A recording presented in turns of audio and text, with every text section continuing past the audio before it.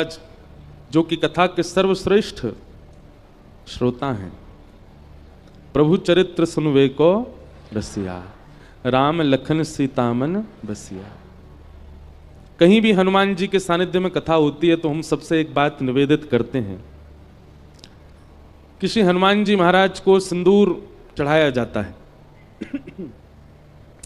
हनुमान जी महाराज को अकौआ के पत्रों पर राम राम लिख करके लोग माला बना करके पहनाते हैं। श्री हनुमान जी महाराज को गदा अर्पित की जाती है, हनुमान जी को लड्डू के भोग लगाए जाते हैं। पर गोस्वामी तुलसीदास जी ने हनुमान चालीसा में केवल एक बात लिखी है कि हनुमान जी को क्या प्रिय है। प्रभु चरित्र सुनवे को रसिया, राम लखन सीता मन बसिया। किसी को, बहुत ध्यानपूर्वक सुनिएगा, किसी व्यक्ति को जलेबी बहुत प्रिय है और आप जब उसके पास जाते हो तो लड्डू ले जाते हो या रबड़ी ले जाते हो, कलाकंद ले जाते हो, मोहन थार ले जाते हो, बालूशाही ले जाते हो। मुंह में पानी तो नहीं आ गया आपके?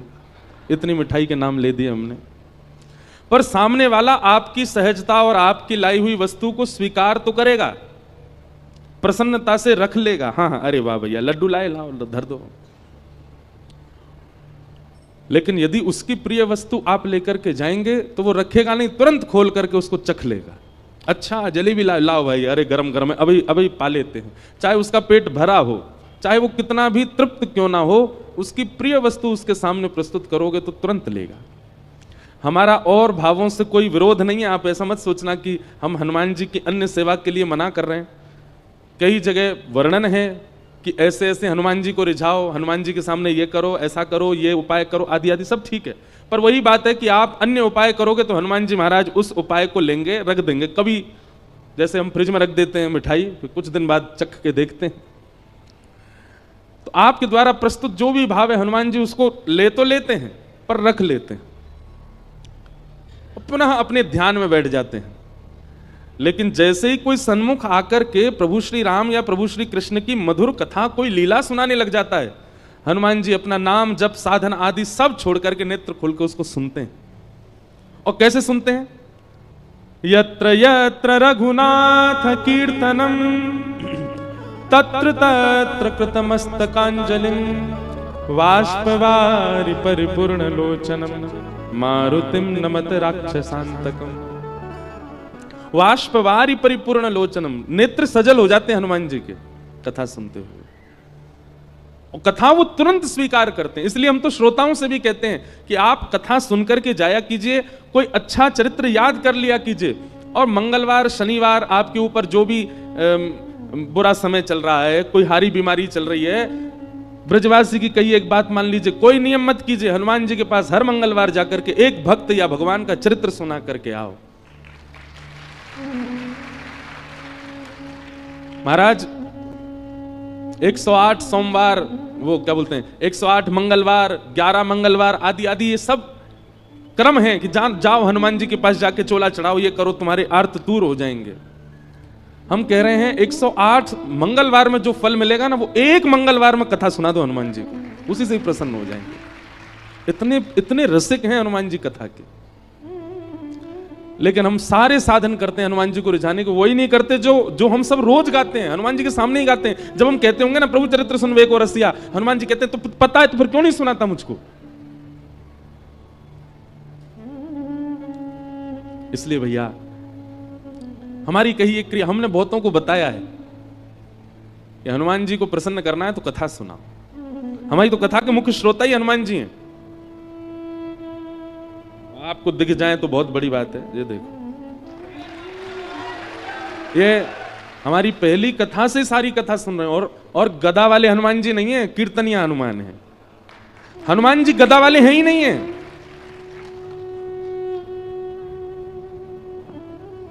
गदा पर अगर दृष्टि जा रही है तो इसका मतलब आप हनुमान जी का प्रभाव देख रहे हो। हनुमान जी का अगर स्वभाव खोजो, हनुमान जी के हृदय में झांक करके देखो, तो हनुमान जी गदा तो उठाते ही नहीं है, बहुत कम। वह उठाई थी राम रावण युद्ध में, उसके बाद हनुमान जी गदा साइड में रखी रहती है। हनुमान जी के हाथ में तो करताल रहती है, कीर्तन करते हैं।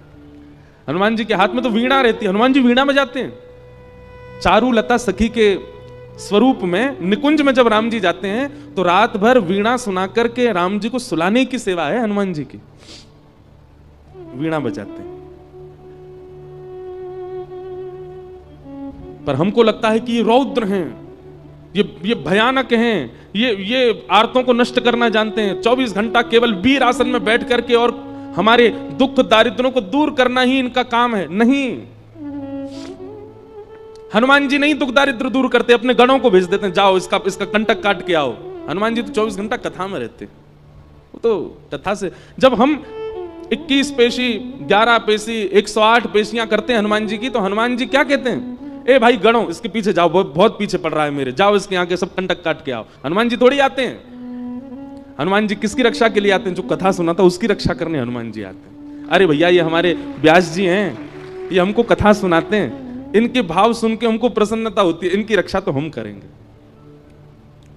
इसलिए हमारी प्रार्थना है, पंचमुखी हनुमान मंदिर के प्रांगण में कथा हो रही है, आप श्रोताओं को एक ही काम करना है, 7 दिन के इस कथा प्रसंग में कुछ भाव, कुछ लीला, कुछ प्रसंग जो आपको भा जाए उसको याद कीजिए, उसको स्मरण कर लीजिए।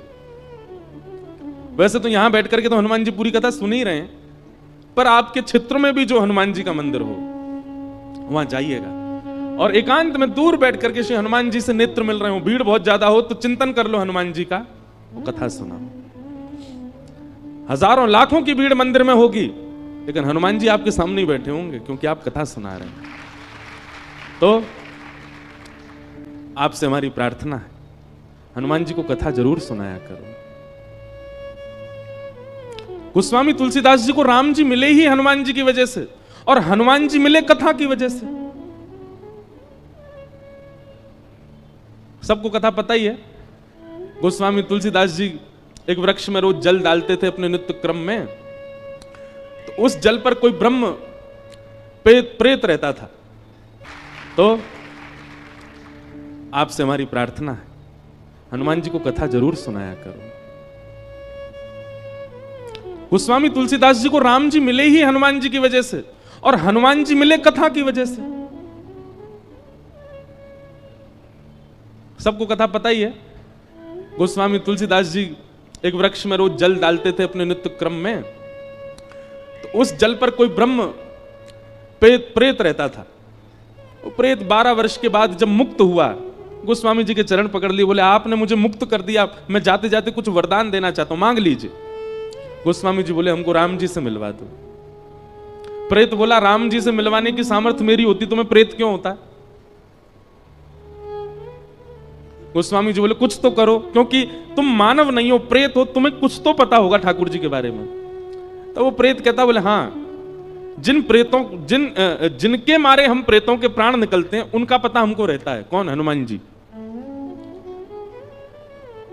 वो कहां घूम रहे हैं, कहां बैठे हैं, क्या कर रहे हैं, ये हम सब प्रेतों को पता होता है, और वो आपको राम जी से मिलवा सकते हैं। तो फिर गोस्वामी जी बोले वो कहां हैं आजकल? बोले अरे वो रोज आपकी कथा सुनने आते हैं। 80 घाट पर जब आप कथा करते हैं तो जितने श्रोता आते हैं उनमें हनुमान जी भी आते हैं। रुग्ण सी अवस्था होगी, वृद्ध सा भेष है, उनके पास कोई बैठता भी नहीं है, उनको देख के ऐसा लगता है ना जाने कितने दिनों से नहाया नहीं व्यक्ति, वो बड़ा दीनहीन सा पीछे बैठ के कथा सुनता है आपकी। बोले हाँ, बोले वही हनुमान जी हैं, पकड़ लो चरण। और गोस्वामी जी ने कथा के बाद चरण पकड़ लिए। वो तो छुड़ाने लगे, अरे व्यास जी आप चरण क्यों पकड़ रहे हैं, मैं सामान्य सा जीव, मैं दीनहीन सा प्राणी, आप मेरे बोले कोई दीनहीन नहीं हो, मैं जानता हूं आप हनुमान जी हो। इतने में ही आहा, श्री हनुमंत लाल प्रकट हो गए, और प्रकट होकर के गोस्वामी जी को हृदय से लगा लिया, नेत्र सजल हो गए। गोस्वामी जी बोले हनुमंत लाल आप इतने दिन से कथा सुनने आते, मैं रोज आपको देखता, आप पीछे आकर के बैठ जाते, कोई आपका स्पर्श भी नहीं करता था, कोई आपके पास बैठता भी नहीं था। हनुमान जी कहते कथा सुनने की विधा यही होनी चाहिए। अपने आप को पुजवाने के लिए या सब मुझे देखें इस भावना से जो कथा में आता वो कथा सुन ही नहीं सकता। कथा तो वही सुन सकता है जो अपनी प्रभुता त्याग करके आवे, अपने रूप को बदल करके कथा में आवे, और जहां स्थान मिले चुपचाप बैठ करके प्रसंग सुने। ये कथा का स्वरूप होता है। मैं इस रूप में आऊं तो मुझे कथा कौन सुनने देगा? सब मेरे पांव पकड़ लेंगे, इसलिए मैं रूप बदल करके आता। गोस्वामी जी आपने बड़ी सुंदर सुंदर कथाएं सुनाई, मैं तो नित्य सुनता हूं आपको। आज आप दक्षिणा ले लीजिए, हमने कथा सुनी है आपसे, कोई दक्षिणा बताइए, बोले दक्षिणा में केवल राम जी दे दो हमको, ये बता दो राम जी कहां मिलेंगे। तब हनुमान जी ने पता बताया, बोले चित्रकूट जाइए और श्री चित्रकूट में आपको रघुनाथ जी के दर्शन होंगे। तो भैया हनुमान जी केवल संकट हरण नहीं है, हनुमान जी केवल पीड़ा निवृत्ति करने वाले नहीं है, हनुमान जी केवल हमारे आर्तों को दूर करना जानते हैं, यही उनका काम नहीं है। ये सब तो उनके गण करते हैं, हनुमान जी नहीं करते। हनुमान जी तो केवल कथा के रसिया हैं, कथा श्रवण करते हैं। हनुमान जी जैसा भावुक कोई देव नहीं, हनुमान जी जैसा दयालु कोई देव नहीं। हमने समझा भले ही उनको बहुत रौद्र रूप में है, पर उन जैसा कोई कोमल नहीं है। सबको कथा पता है, लंका सिया सुध लेने जब जाना था, सारे बानर उछल रहे थे, हम जाएंगे हम जाएंगे, हनुमान जी पीछे बैठे चुपचाप, उनको पता ही नहीं है कि मुझ में बल क्या है। एक बात याद रखिएगा, जो वैष्णव होता है, जो भक्त होता है, वो अपने गुण को ज्यादा प्रकाशित नहीं करता। जैसे किसी के अंदर कोई गुण होता है ना, वो उस गुण को इतना प्रकाशित कर देता है कि उसके चेहरे पर ही वो दिखने लग जाता है, इसमें ये गुण होगा। जैसे किसी के पास धन बहुत है, धनवान है, तो स्वरूप ही ऐसा बना के घूमेगा कि देखने वालों को पता चल जाए धनवान है। कपड़े कैसे, एक सरवट नहीं आ जाए उस पर, सीधे रखेगा, बैठेगा तो अदब से बैठेगा, गले में 2-4 जंजीर पहन के रहेगा सोने की, हाथों में इतनी सारी अंगूठी, छोटी छोटी से काम नहीं चलता, बड़ी बड़ी पहनेगा। फोन जेब में रख सकता लेकिन हाथ में ही रखेगा, सबको पता चले 2 लाख का फोन है मेरा। जूता चप्पल ऐसी टिमटिमा रहे होंगे उसके कि मानो जैसे कोई तारे चमक रहे हों। वो अपने स्वरूप से ही बता देता है कि मैं धनवान हूं। ऐसे ही धनवान व्यक्ति अपना स्वरूप बता देता है। बलवान व्यक्ति, कपड़ा फटे जा रहे हैं, निकल रहे हैं महाराज, यहां से हाथ निकल रहा है, यहां से छाती निकली जा रही है, चले तो हाथ यूं। हमारे साथ बेचारे 2 भैया हैं, ये तो बढ़िया हैं ना। पर बलवान व्यक्ति अपने रूप से ही दिखा देता है कि मैं बलवान हूं। अच्छा, ज्ञानी व्यक्ति भी अपने रूप से बता देता है कि मैं ज्ञानी हूं। त्रिपुंड लगा करके घूमेगा, गले में कम से कम 2-4 रुद्राक्ष की मालाएं पड़ी होंगी, कानों में भी रुद्राक्ष ही लटक रहे होंगे, और यहां त्रिपुंड, यहां त्रिपुंड, यहां त्रिपुंड, यहां त्रिपुंड। चले तो ग्रंथ हाथ में लेकर के, बैठे तो खड़ाऊं पहन के चट चट करता चले। बस पहनता तो मैं भी हूं, पर मैं स्वरूप से ज्ञानी दिखूंगा नहीं, हूं भी नहीं। गुरुदेव की उच्छिष्ट जो कृपा प्रसादी वही दे रहे हैं। पर कोई प्रचंड ज्ञानी हो, उसके रूप से पता चल जाता है वो ज्ञानी है, कोई भैया संभल के इसके सामने। पर वैष्णव जो होता है ना, वो विपरीत होता है। वो अपने समस्त गुणों को अंतर्मुख कर लेता है, अपने सारे गुणों को ऐसा कर देता है कि सामने वाले को ये लगे कि ये तो सामान्य है, ये तो कोई साधारण व्यक्ति है, इसको ज्यादा कुछ पता नहीं है। ये वैष्णव का गुण है। हनुमान जी ऐसे ही हैं। हनुमान जी ने हम सबको जो दिखा रखा है, एक प्रकार से हमको बहकावे में डाल रखा है कि भाई मेरी गदा देखो, मेरा रूप देखो, मेरा बल देखो, आदि आदि। हनुमान जी ने अपने वास्तविक रूप को छुपा रखा है। वे तो रसिक हैं कथा के, वे अत्यंत सौम्य हैं, वो अत्यंत सरल हैं, वो अत्यंत, अरे कोई जरा सा राम बोल दे तो नेत्र सजल हो जाते हैं हनुमान जी के, इतने करुणावतार हैं। तो ऐसे श्री हनुमान जी महाराज की परम कृपा है कि हम उनको कथा सुनाने के लिए यहां आए हैं। हमारे पंचमुखी दुर्गा मंदिर, हनुमान दुर्गा मंदिर के समस्त हमारे पदाधिकारी गण और इस कथा के आयोजन करता, नियोजन करता, संकल्प करता, व्यवस्था करता, सबको हम व्यास मंच से प्रणाम करते हैं। सबको हम धन्यवाद कहते हैं कि आपने हमें बुलाया हनुमान जी को कथा सुनाने के लिए। आज तो बंधुओं कथा बहुत विलंब से शुरू हुई। एक तो हम डट नहीं रहे हैं, हम यहां से वहां भागे ही जा रहे हैं। इतनी भागदौड़ हो गई है कि इतने थक चुके हैं कि हमको 2-4 दिन कोई सुबह दे तो सोते ही रहे, इतना ज्यादा थकान है। लेकिन ठाकुर जी की कथा गाने में जो सुख मिलता है उसका तो कहना ही क्या है। व्यास मंच पर आते ही लगता है कि अब तो कथा सुनानी है, खूब भाव से सुनानी है। आज कथा विलंब से हुई है, पर कल हम आप सबसे निवेदन करना चाहते हैं कि आप लोग 1 बजे तक यहां आ जाइए। ताकि ठीक 2 बजे कथा प्रारंभ हो सके। और ठीक 5 बजे हम कथा, वैसे तो देखो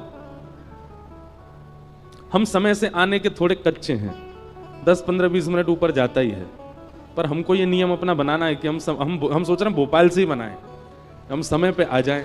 तो लेकिन उसके पहले क्लास तो भरी होनी चाहिए, क्लास में बच्चे आएंगे तभी तो टीचर आएगा। तो कल से आप सब लोग 1 बजे ही आ जाओ, ताकि हम 2 बजे कथा प्रारंभ कर दें। और विश्राम का समय 5 बजे का है, लेकिन हम अपनी कथा में एक बात कहते हैं कि जिस दिन कथा समय से ऊपर जाए, समझ जाना कि व्यास जी को आनंद आ रहा है, और जिस समय कथा समय से पूरी हो जाए, 5 बजे ही पूरी हो जाए, तो समझ जाना आज इनका मन नहीं लगा है कथा में, तभी 5 बजे पूरी कर गए। तो कथा के विश्राम में समय देख लिया करना, 15-20 मिनट, आधा घंटा ऊपर जाए तो समझना ये आज बहुत प्रसन्न है, इसलिए भाव से कह रहे हैं। और देखिए हमारी प्रसन्नता आपके मुखमंडल से होगी, आप भाव से सुनोगे तो हम खूब प्रसन्नता से कथा सुनाएंगे। भोपाल में एक प्रकार से है तो पहली बारी कथा, मंडीदीप में हुई है, वहां के सब हमारे वो भी बैठे हैं, विदिशा में कथा हुई, हमारे बटुक जी बैठे हैं। आपके भाव से यहाँ पर भी ये प्रसंग आपका ही भाव था, आपका ही प्रेम था जो हम यहाँ आ सके। तो भोपाल में, ये प्रॉपर शहर में ही है, हम लोग शहर में ही हैं। हाँ, तो भोपाल में तो पहली ही कथा है फिर तो भोपाल के सब लोगों को हमारा प्रणाम। ब्रज से आए हैं, खूब भाव से कथा सुनने आओ, खूब सुंदर ठाकुर जी की लीला कथा सुनाएंगे।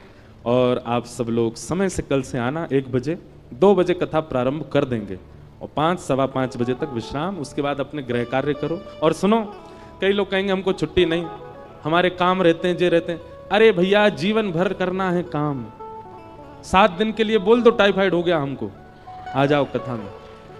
देखिए कई लोग हमसे बोलते कथा के लिए झूठ बोले महाराज जी, अपराध काहे को? हाँ, अपराध कब लगता है? कहीं घूमने जाना है, कहीं कुछ उल्टा सीधा खाने पीने जाना है, मित्रों के साथ रात भर ऊधम मचाना है, उसके लिए झूठ बोलो, वो पाप जन्य है। लेकिन ठाकुर जी की कथा सुनने के लिए अगर झूठ बोलना पड़े तो उसमें कोई दोष नहीं है, भाव से। कौन सा रोज रोज कथा होती है, कभी कभी होती है, इतना बड़े। और देखो कार्तिक मास, ये महीना सामान्य नहीं है। ठाकुर जी कहते हैं मेरी प्राप्ति यदि करनी है तो या तो 3 वर्ष बाद पुरुषोत्तम मास का प्रतीक्षा करो, या हर वर्ष आने वाले कार्तिक मास को सफल बना लो। ये कार्तिक मास का प्रारंभ ही है, अभी कल से ही तो प्रारंभ हुआ कार्तिक मास, आज दूसरा दिन है। तो मेरे लिए भी, मेरा तो हर दिन ही कार्तिक है, हर दिन ही कथा हो रही है हमारी तो, लेकिन आप सब लोगों के लिए सौभाग्य है कि कार्तिक मास में कथा हो रही है। हम नियम भी बताएंगे कल कि आप लोगों को क्या क्या कार्तिक मास में करना चाहिए। तो बड़े प्रेम और भाव से आप सब पधारे। आज प्रथम दिवस है कथा का, हम महात्म्य की चर्चा थोड़ी देर करेंगे और कल से बिल्कुल ठीक 2 बजे कथा प्रारंभ होगी। बोलो वृंदावन बिहारी लाल की। सच्चिदानंद रूपाय विश्वोत्पत्त्यादि हेतवे तापत्रय विनाशाय श्री कृष्णाय वयं नमः। यं प्रव्रजन्तमनुपेत अपेत कृत्यं द्वैपायनो विरह कातरया जुहाव पुत्रेति तन्मयतया तर्वोऽभिनेदुः तं सर्वभूत हृदयं मुनिमानतोऽस्मि। कल कोई एक व्यवस्था अगर कर सकें, हमको क्या है, सूर्य सामने से है ना, तो श्रोताओं के चेहरे कम दिख रहे हैं, तो कल ऐसा कुछ प्रकाश, वैसे लाइट लगी है थोड़ी सी, ऐसी कुछ लगे कि सब दिखें, या फिर ये सामने से कुछ पर्दा आ जाए तो थोड़े कम हमको दिखें। आप सबके मुखमंडल से ही कथा निकलती है, आगे वाले तो दिख रहे हैं, अब पीछे वाले हमको बहुत कम दिख रहे हैं, इसलिए कुछ ऐसी व्यवस्था हो सके, नहीं हो तो कोई दिक्कत नहीं, पर कल से हो जाए तो और अच्छा। वैसे कल से 2 बजे से कथा होगी तो सूर्य तो ऊपर होंगे, हो सकता है उस समय ठीक रहे माहौल, बाकी हो जाए तो अच्छा। श्रीमद् भागवत का महात्म, महात्म यानी कि महत्व। बंधुओं एक बात बहुत ध्यान से सुनिए, सत भगवान को कहा जाता है, सत यानी सत्य, ठाकुर जी का स्वरूप सत्य है।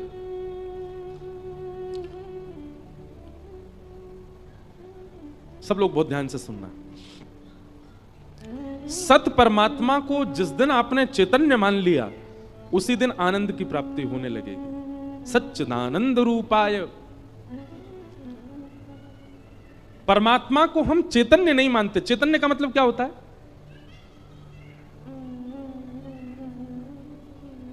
चैतन्य मतलब जैसे मैं चैतन्य हूं। ये दो एसी क्यों लगाए मंच पर? क्योंकि सुनाने वाला जो व्यास है वो जड़ नहीं है, वो चैतन्य है। भोजन क्यों पवाया जाता है? क्योंकि हम जड़ नहीं है, हम चैतन्य हैं। हमारे लिए व्यवस्था क्यों की जाती है? मानव अपने लिए व्यवस्था क्यों करता है? क्योंकि वो जड़ नहीं है, वो चैतन्य है।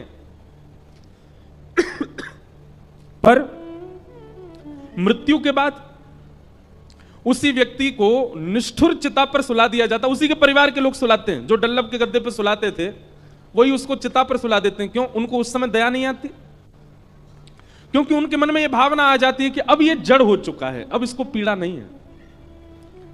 तो इसका मतलब मुझे चैतन्य बनाने वाला कौन था? मेरे भीतर विराजमान जो चैतन्य आत्मा है, उससे मैं चैतन्य था। शरीर तो जीवित अवस्था में भी वही है, मृतक अवस्था में भी वही है। तो फिर इतना भेद कैसे हो जाता है? हमारे भीतर जो जीवात्मा है वो हमारे रूप को चैतन्य बनाती है, और वो जीवात्मा ही परमात्मा का स्वरूप है। तो जो पूर्ण चैतन्य है, जिसकी उपस्थिति से हम चैतन्य हो जाते हैं, उसको हम मंदिर में भी चैतन्य ही माने। आप ठाकुर जी को पाषाण मत समझा कीजिए। एक बार एक घर में किसी की मृत्यु हो गई। सब घर के लोग रो रहे थे। किसी साधु ने जाकर के कहा, भाई तुम क्यों रो रहे हो? बच्चे ने कहा, मेरे पिताजी चले गए। एक कन्या ने कहा, मेरा पति चला गया। वृद्ध लोग बोले, मेरा बेटा चला गया। एक ही व्यक्ति गया है, पर सबके अलग अलग संबंध थे। तो साधु ने कहा कि कहां चला गया? बोले, हम सबको छोड़ के चला गया। बोले, वही तो पूछ रहा हूं, कहां चला गया? बोले, भगवान के पास। अच्छा, कैसा था? बोले, छोटी सी आंख थी, बड़े बड़े बाल थे, मोटा सा शरीर था, गोरा चिट्टा था। साधु बोले, ये जो सामने पड़ा है यही तो नहीं है? बोले, है तो यही। तो बोले, तो तुम्हारे सामने, फिर रो क्यों रहे हो? बोले, ये सामने है, पर इसके भीतर जो था वो चला गया। साधु ने कहा, भीतर जो था उसको तुमने देखा था कभी? घर के लोग बोले, नहीं, उसको तो हमने देखा नहीं। तो फिर तुम रो क्यों रहे हो? जिसके लिए तुम रो रहे हो वो तुम्हारे सामने पड़ा है, पर इससे तुम्हारा संबंध नहीं है, तुम्हारा भीतर वाले से संबंध। भीतर वाला तुमने कभी देखा नहीं, फिर रो क्यों रहे हो? वास्तविकता यही है बंधुओं, किसी की मृत्यु पर हम रुदन उस व्यक्ति के लिए नहीं करते, बल्कि हमारी आत्मा इसलिए रोती है कि हमने पूरा जीवन इसके साथ निकाला, लेकिन हम वास्तविकता ये नहीं समझ पाए कि ये हमारा था ही नहीं। हमारा तो वो था जो उसके भीतर था, और इसके भीतर कौन था? परमात्मा, ईश्वर। ये व्यक्ति हमारा नहीं था, तो होता हमारा तो कभी नहीं जाता। इसलिए भैया, ठाकुर जी को जड़वत मत मानिए। ठाकुर जी चैतन्य हैं। परम सत्य ही चैतन्य मान लेंगे, उसी दिन से आनंद आने लगेगा। सच्चिदानंद रूपाय। भगवान के 3 रूप हैं, सत्य, चैतन्य और आनंद।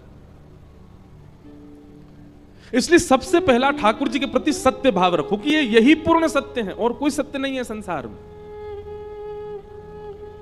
दूसरी भावना, ठाकुर जी के प्रति चैतन्य रखो। ठाकुर जी चैतन्य हैं, जड़ नहीं है। उनको भी सर्दी का अनुभव होता होगा, उनको भी ग्रीष्म का अनुभव होता होगा, उनको भी भूख प्यास लगती है। वैसे तो वो परम तत्व है, उनको किसी की आवश्यकता नहीं, पर हमारी भावना उनके प्रति ऐसी होनी चाहिए।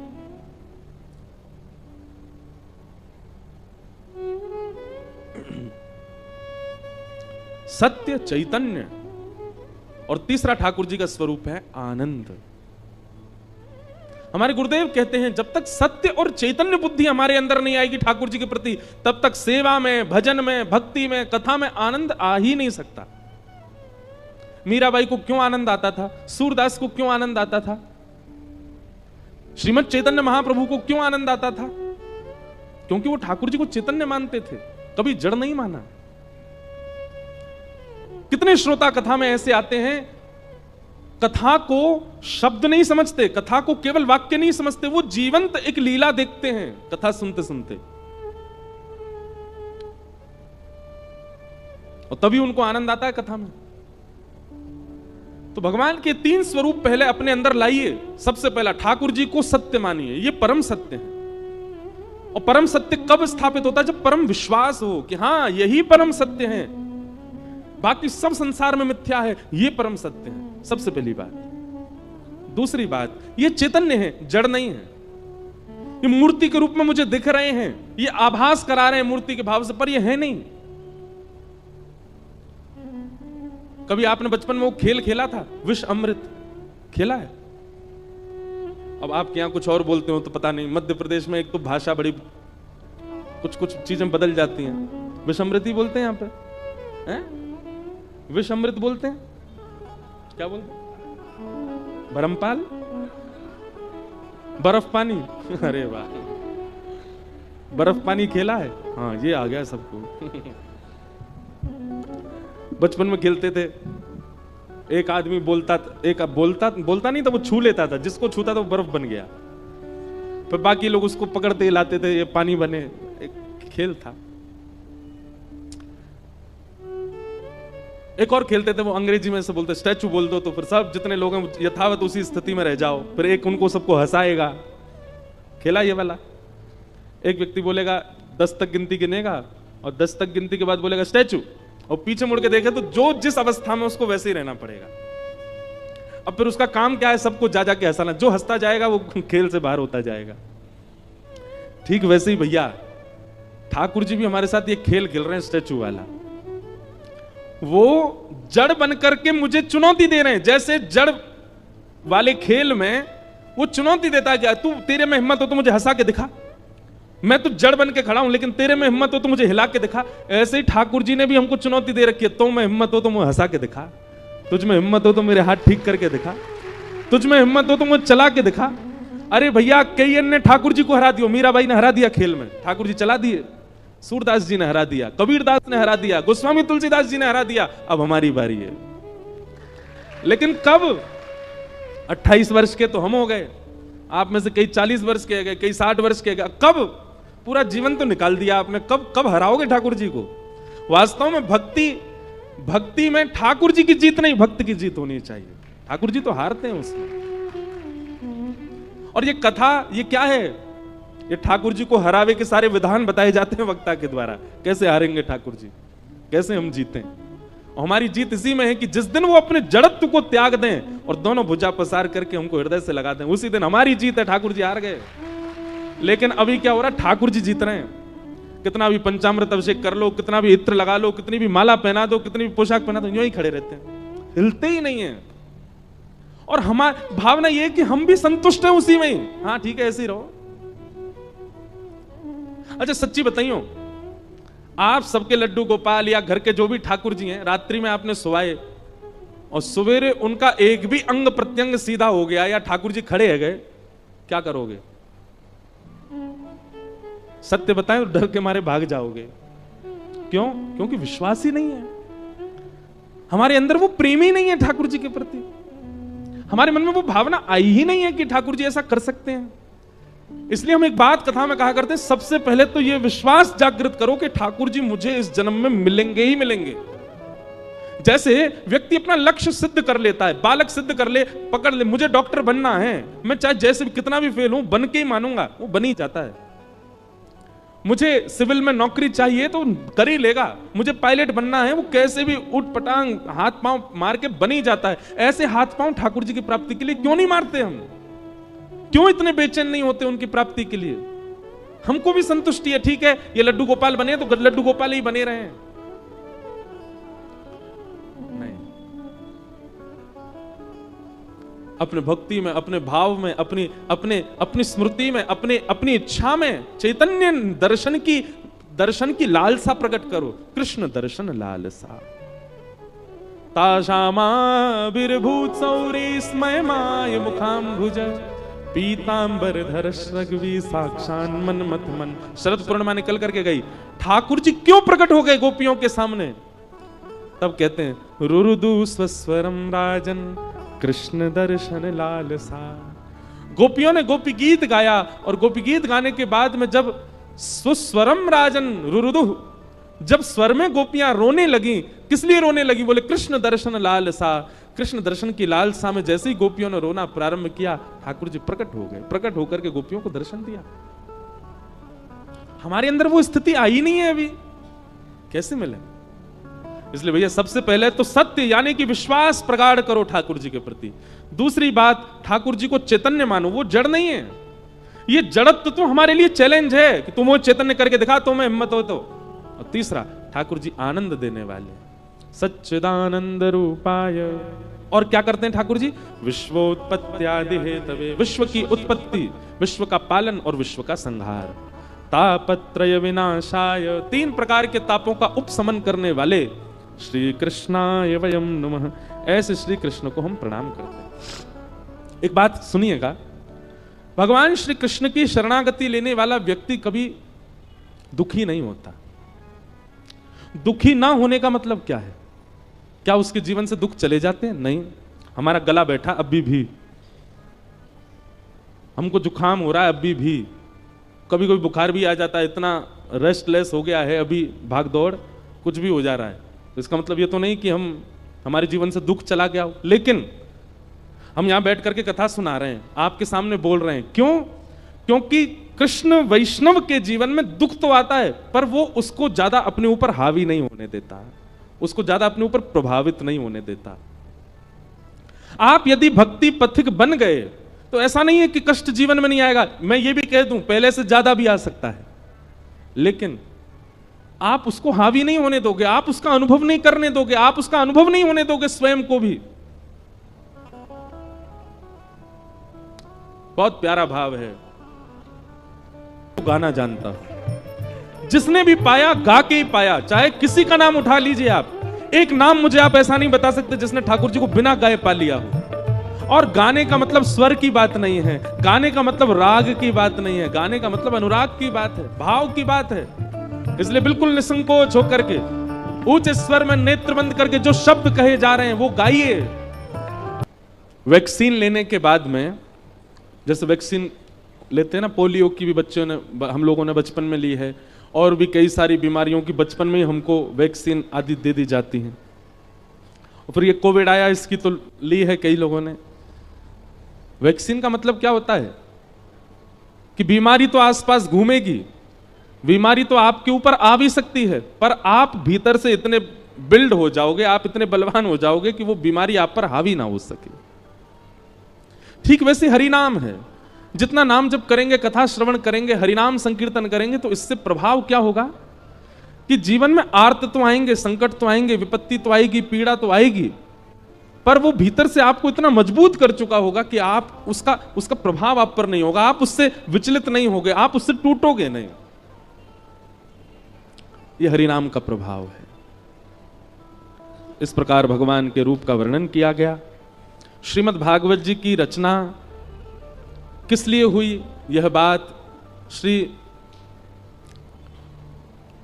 सौनकादि ऋषियों को सूत जी महाराज ने बताई।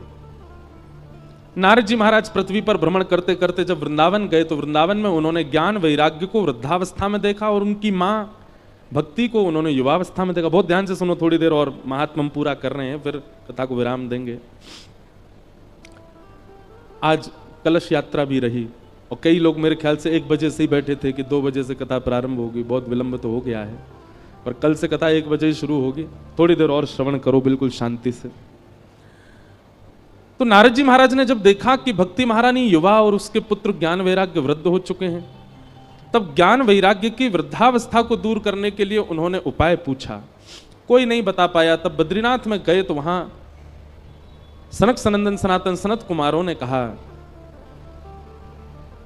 एक ही उपाय है ज्ञान और वैराग्य के वृद्धावस्था को दूर करने का। क्या? सत्कर्म सूचको नूनम ज्ञान यज्ञ स्मृतो बुधैः श्रीमद्भागवतालाप सतो गीत सुखादिभिः। श्रीमद् भागवत की कथा कराओ। बंधुओं, लिख लीजिएगा, 7 दिन के अंदर आपके भीतर ज्ञान उत्पन्न होना चाहिए। ज्ञान उत्पन्न होने का मतलब आपको बहुत नॉलेज हो जाए ना। विवेक बुद्धि को कहते हैं ज्ञान। विवेक बुद्धि का मतलब क्या होता है? सही और गलत की पहचान। एक बात बहुत ध्यान से सुनो, कि कथा सुनने वाला व्यक्ति असमंजस में ज्यादा नहीं रहता। असमंजस समझते हैं? कंफ्यूजन। आध्यात्मिक व्यक्ति, भक्ति पथिक व्यक्ति, कथा सुनने वाला व्यक्ति वो कंफ्यूजन में नहीं रहता। उसको क्या करना है, वो निर्णयात्मिका बुद्धि स्पष्ट हो जाती है, वो स्पष्ट रहता है, ये करना है ये नहीं करना, उसको स्पष्ट है। दो प्रकार के लोग होते हैं स्पष्ट, एक तो जिद्दी होते हैं। हर घर में एक व्यक्ति ऐसा होता है, उसको कितना भी मना करो जो नहीं करना नहीं करना नहीं करना, नहीं नहीं नहीं मुझे तो यही करना है, वो जिद्दी है। सब जानते हैं कि ये मार्ग गलत है फिर भी जिद कर रहा है, वो जिद्दी एक अलग विषय हो जाता है, वो एक प्रकार से तामसी व्यक्ति है।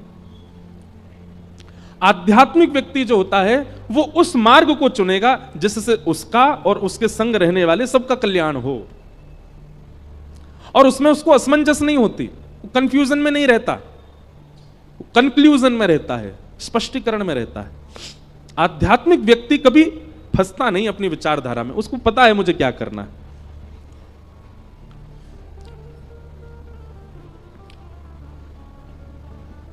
समझ में आई बात? इसको कहते हैं ज्ञान।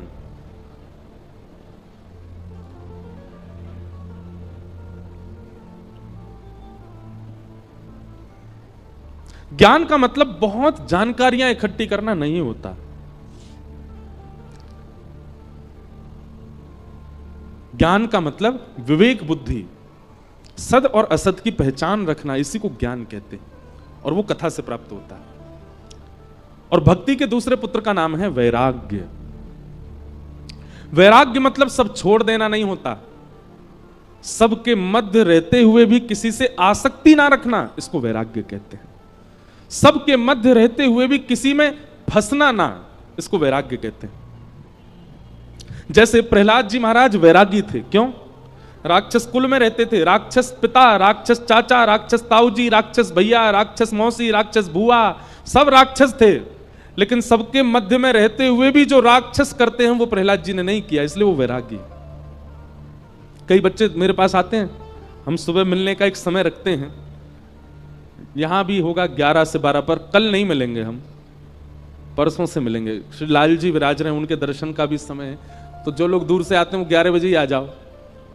सब कहेंगे ले कल 1 बजे बुला रहे थे, अब यूं करें 11 बजे, तो हम पीछे रुके, वहां आओ 11 से 12 दर्शन करो लाल जी का, हम मिलेंगे, उसके बाद सीधे पंडाल में आके बैठ जाओ, 2 बजे से कथा होगी। सीधी बात हम यही कह रहे हैं, पूरे दिन कछु मत करो, बस ब्रज से आए हैं, ब्रजवासी आए हैं, इतने सब वैष्णव आए, पूरे दिन यहीं लगे रहो। कई लोग कहेंगे गद्दा भी लिया है, सो भी यहीं जाए करेंगे, जल की व्यवस्था करा दो, नहू यहीं लेंगे, हमको क्या, कर लो। तो 11 से 12 मिलेंगे, कल नहीं मिलेंगे, परसों से मिलेंगे। कल क्योंकि करवा चौथ है, और हमारी नहीं है, ये मत सोचना कि हमें हमारी है इसलिए हम बोल रहे हैं। अभी तो भैया 2 भुज वाले ही हैं हम, चतुर्भुज हुए नहीं अभी। जो चतुर्भुज बैठे हैं यहां पर, कई तो चतुर्भुज लेके संगे ही बैठे हैं, कई 2 भुजा घर छोड़ के बैठे हैं। तो कल आप सब लोगों की बड़ी जो है विशिष्ट दिन है।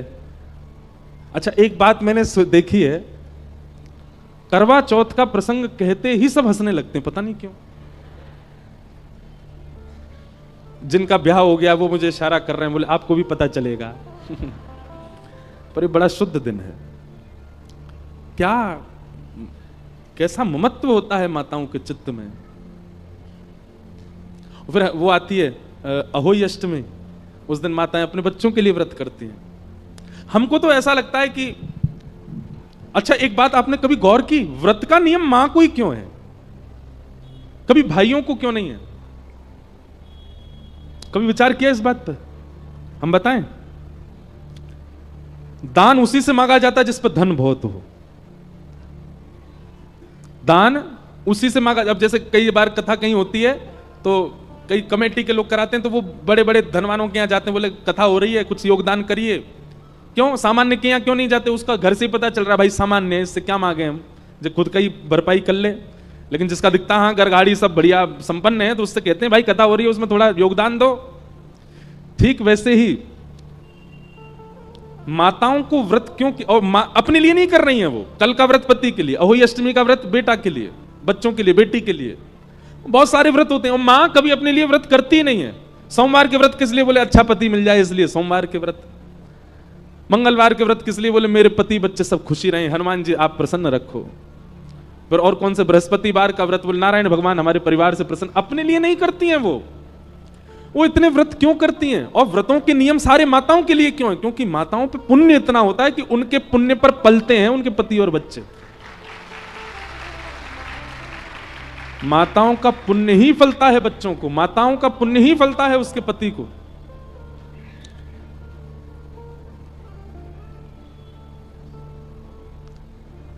जिस घर में माताओं का बहुत सम्मान होता है उस घर में बालक जन्म नहीं लेते, देवताओं के अंश आते हैं। यहां माताओं का बहुत सम्मान है, देवता ही जन्म लेते हैं। तो हमको कभी कभी ऐसा मन में भाव आता है, शास्त्रीय बात तो नहीं है पर मन में भाव आता है कि जब माँ हमारे लिए इतना करती है, पत्नी हमारे लिए इतना करती है, हमको भी करना चाहिए। भाई लोगों को भी व्रत रखना चाहिए। दोनों संग ही जल पियो। पत्नी चंद्रमा देख के व्रत तोड़े, आप पत्नी को देख के व्रत तोड़ो। और यही करना चाहिए अहोई अष्टमी को बच्चों को। और बच्चे कब? जब थोड़े युवा हो गए हों, 18 वर्ष के हो गए हों, उनको भी कुछ नहीं खाना पीना चाहिए। अपनी माँ के लिए व्रत करो, उनके दीर्घ आयु के लिए व्रत करो। व्रत क्यों किए जाते हैं? हमारी आयु 2 चीजों पर निर्भर होती है, अन्न और शब्द। इसलिए व्रत 2 ही होते हैं, अन्न व्रत और मौन व्रत। ये व्रत 2 क्यों होते हैं? हम जितना बोलते हैं उतनी आयु घटती है और जितना खाते हैं उतनी आयु घटती है। इसलिए माताएं एक दिन ना खा करके अपनी एक दिन की जो आयु बचती है वो अपने पति को दे देती हैं। एक दिन की आयु मिलती है पति को बस। ऐसे ही पतियों को भी चाहिए और बच्चों को भी चाहिए कि जब अहोई अष्टमी आए तो बच्चे व्रत करें अपनी मां के लिए और पति व्रत करें पत्नी के लिए। और बता के दिखा के ढिंडोरा पीट के नहीं। देखो, प्रेमी के लिए कुछ किया जाए तो वो गुप्त किया जाए, प्रकाश करके नहीं, प्रचार करके नहीं। माताओं का तो सबको पता होता है कि आज इनका व्रत है, आज वो करवा चौथ है। अब भाई भी ढिंडोरा पीट दे तो देखो उपहास भी होता है। अगर भाई का व्रत है तो फिर उसके मित्रगण उसका उपहास करेंगे, घर वाले भी, अच्छा तूने भी व्रत रखा है, इसमें बुराई क्या है? अच्छा ही तो है। केवल सारे भार माताओं को क्यों? वो बात अलग है कि उन पर पुण्य इतना है इसलिए उनको कहा जाता है तुम एक दिन मत पाओ, तुम्हारी वजह से पति को मिले, पर पति को भी व्रत रखना चाहिए। माताओं के व्रत रखने से पति की आयु बढ़ेगी और पति के व्रत रखने से प्रेम बढ़ेगा। माताओं के व्रत रखने से बालकों की आयु बढ़ेगी और बालकों के व्रत रखने से मातृत्व प्रेम बढ़ेगा। इसलिए शास्त्रीय बात तो नहीं, पर व्यासपीठ पर बैठ करके मन में उच्चंग आई है तो इसका मतलब है व्यासपीठ ही बुलवा रही है, रखना। और हां, जिनके ब्याह नहीं हुए हैं वो व्रत मत करना। कई लोगों के ब्याह नहीं हुए पर हां इच्छा तो है कि उससे हो जाए, बातचीत भी होती है, घर वालों को मनाने में लगे हैं, वो भी गुप चुप रखते हैं व्रत। नहीं, विवाह के बाद ही करो। करना है तो अहोई अष्टमी को करना, अपनी मां के लिए करो, पिताजी के लिए करो। तो कल करवा चौथ है इसलिए कल छुट्टी है। कल आप लोग सुबह मत आना, कथा में आना। बाकी हम परसों से मिलेंगे 11 से 12। लाल जी के दर्शन भी होंगे, उसके बाद फिर यहां कथा होगी। तो थोड़ी देर में महात्म्य पूरा कर देते हैं। ज्ञान का मतलब समझ गए किसको कहते हैं? यह विवेक उत्पन्न हो जाना, क्या सही है क्या गलत है, मेरे लिए, मेरे अपनों के लिए, समाज के लिए, यह बुद्धि विवेक प्रकट होना। अच्छा एक बात बताएं, पता सबको होता है कि क्या सही है क्या गलत है, पर उस सही गलत पर अमल करना, सही है ये रास्ता फिर भी उसको नहीं अपना के गलत पर जाते हैं, यह भी गैर आध्यात्मिक व्यक्ति का लक्षण होता है। जो आध्यात्मिक नहीं होता ना, उसको पता है कि ये गलत रास्ता है, ये सही रास्ता है, वो फिर भी गलत पर चला जाता है। क्यों? आध्यात्मिकता ही, भगवान नाम ही, भगवत कथा ही हमको इतना बल देते हैं कि हम सही रास्ता देख के सही पर चलें। दुनिया में सबको पता होता है कि वो गलत क्या कर रहा है। ये बात भूल जाइए कि आपने अनजाने में किया ना। 0.1% ऐसा होता है कि कोई व्यक्ति अनजाने में कुछ गलत करे, सब जानबूझ करके गलत करते हैं। हमको पाप क्यों लगता है, हम नरक क्यों जाते हैं? यमराज यही तो कहते हैं, क्योंकि हमको पता था कि ये पाप है, फिर भी हमने किया। कथा विवेक बुद्धि जागृत कर देती है, और विवेक बुद्धि जागृति नहीं करती, जागृत करने के बाद सतमार्ग पर चलवाती भी है। उसको विवेक, उसको ज्ञान कहते हैं। और वैराग्य मतलब सबके मध्य रहते हुए भी किसी के प्रति आसक्ति ना होना, ये वैराग्य है। सब छोड़ देना उच्चतम वैराग्य नहीं है। सबके बीच रह के किसी के प्रति ममत्व ना होना, ये उच्चतम वैराग्य है। जैसे प्रहलाद, जिनका मैं उदाहरण दे रहा था, तो मैं ये बात कह रहा था, कई बच्चे आते हैं और बच्चे आकर के बोलते हैं, महाराज जी हम कॉलेज में रहते हैं, हम यूनिवर्सिटी में रहते हैं, हम पीजी में रहते हैं, हम हॉस्टल में रहते हैं, वहां तो ये सब गंदा खाते हैं, बच्चे सब ऐसा करते हैं, ये करते हैं, हम कैसे बच्चे? भाई देखो, जब दृढ़ता आ जाती है ना चित्त में, आपको पूछना नहीं पड़ता, आप वो खाओगे ही नहीं जो आपके बस का नहीं है। मुझे भिंडी प्रिय नहीं है, तो चाहे लाख भिंडी बनी हो मैं खाऊंगा। नमकीन से रोटी खा लेंगे लेकिन भिंडी नहीं खाएंगे। हमको करेला भी, करेला सब जगह का प्रिय नहीं, किसी किसी के हाथ का ही प्रिय है। थोड़ा कड़वा बनता है ना, कई लोग होते हैं वो कड़वा नहीं बनाते, अच्छा बना देते, तो उनका करेला अच्छा लगता है। तो कड़वा अगर बना है तो मैं पाऊंगा ही नहीं। कभी कभी खीरा पाते हैं ना सलाद में, वो भी कड़वी होती है, तो कड़वा अगर खीरा आ गया तो आप छूते हैं उसको, नहीं छूते ना। तो फिर ये व्यसन और संसारी आकर्षण करने वाली जो वस्तु हैं, इनके प्रति हम इतनी सिंपैथी क्यों रखते हैं? कैसे बच्चे महाराज जी, सब तो करते हैं, हमको करना पड़ता है। फिर ऐसे नहीं, हर व्यक्ति के वश में होता है वस्तु का त्याग और वस्तु का स्वीकारीकरण।